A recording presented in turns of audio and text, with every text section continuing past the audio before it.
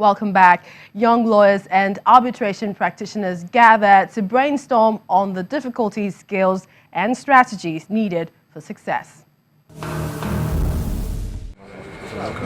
Litigation and arbitration are regarded as mutually exclusive in dispute resolution. But the question is, must all disputes end up in the courtroom for it to be resolved? Gathered for the 2018 Arbitration Conference and Networking Session are young arbitration practitioners who are making concerted efforts at the use of arbitration to solve disputes and also develop other young arbitrators practitioners. The theme of the conference is carving a niche in the global arbitration practice. The event kick-started with an opening address by the convener of the association.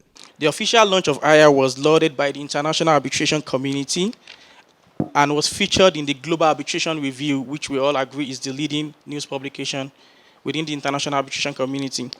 Our mission and objectives at AYA includes providing a platform for young members of the arbitration community to meet, exchange ideas, and learn from peers and more senior arbitration practitioners as we are doing today. Panel session had senior arbitration practitioners sharing their journey into the practice and the driving force in arbitration. Chambers is not known with arbitration practice. I developed interest in arbitration not because of the money, and I was not satisfied with the money, but I was interested in developing my interest. Critical success factors in the practice of arbitration were also shared. It's helpful not at any stage to feel too cool to learn. Another thing that is, I think, significant is patience and humility. Many people here who want to be arbitrators because they want to make a large amount of money may be successful arbitrators without making a lot of money. They may not be arbitrators at all.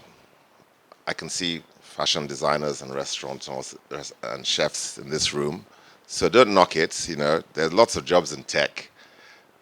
You will be what you want to be eventually. I mean, I've been in things and careers in the law which I thought were great for me, and maybe there was some sort of income. But after a while, what makes you happy and you enjoy is what is most important. I think that luck is important. I think preparation. I think continuing to learn, and I think that you must conduct yourself in a way that people will have confidence in your judgment. Preparation is key. You don't know when that appointment will come. And depending on your geography, you may not get away with not knowing the law. And I give an example of what happens in the environment I practice in. And I'm saying this because it doesn't happen in Ibadan alone. It happens practically everywhere, apart from Lagos, Abuja, and probably Port Harcourt. You have people who call themselves arbitrators, who are fellows, and who don't know the law of arbitration, who don't know about the practice of arbitration. And I keep telling them that if what Mr. ADENIPEKUN and a couple of us are doing to bring arbitration out of Lagos into our own space works, because that's the kind of legacy you want to leave, you're going to be dealing with sophisticated arbitrators, sophisticated counsel who know about arbitration, who wake them up at any time and they'll tell you what the position of the law is. And then your shortcomings will be brought to the fore.